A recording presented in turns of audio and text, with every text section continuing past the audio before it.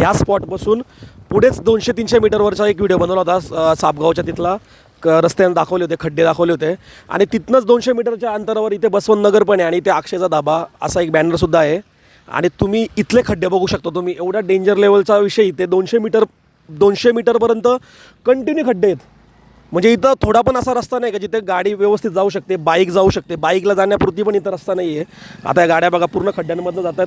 आता इकडनं ही 4 व्हीलर आले ती पण खड्ड्यातमधून जाते. म्हणजे थोडासुद्धा रस्ता नाही का जिथने माणसं नाही का खड्डा येतो म्हणून साईडनं गाडी घेतात, असा सुद्धा इथं स्पेस नाही. पूर्ण 200 मीटरपर्यंत एवढ्या घाण लेवलचे खड्डे आहेत ना, तर अक्षरशः लाज वाटते यार. शहापूर तालुक्यामध्ये या सगळ्या गोष्टी दिसत आहेत आपल्याला. प्रशासनाला कधी जाग येणार काय समजत नाही. आमदार काय करतात इकडचे किंवा जे स्थानिक नेते, स्थानिक प्रशासन आहे, त्यांनी या गोष्टींकडे लक्ष द्यायला पाहिजे. नाही पावसाळ्यामध्ये तुम्ही रस्ता बनवू शकत, ॲटलिस्ट इथे भर तरी टाका, प्रॉपर खडी वगैरे टाकून नागरिकांना याचा त्रास तरी नाही व्हायला पाहिजे. तेवढं तरी गोष्टी तुम्ही करू शकता. खूप वाईट वाटतं यार की शहापूर मुरबाडमध्ये या खड्ड्यांचं साम्राज्य कधी कमी होणार आहे. नेहमी प्रवास करत असतो, नेहमी प्रशासनाला मी जागा करण्याचं काम करत असतो माझ्या व्हिडिओ थ्रू. पण हे खड्डे बघून अक्षरशः लाज वाटते की आपल्या शहापूर तालुक्यामध्ये नक्की काय चालू आहे. लवकरात लवकर या गोष्टी इथे संपायला पाहिजेत. एवढीच विनंती करेल. जास्तीत जास्त हा व्हिडिओ शेअर करा.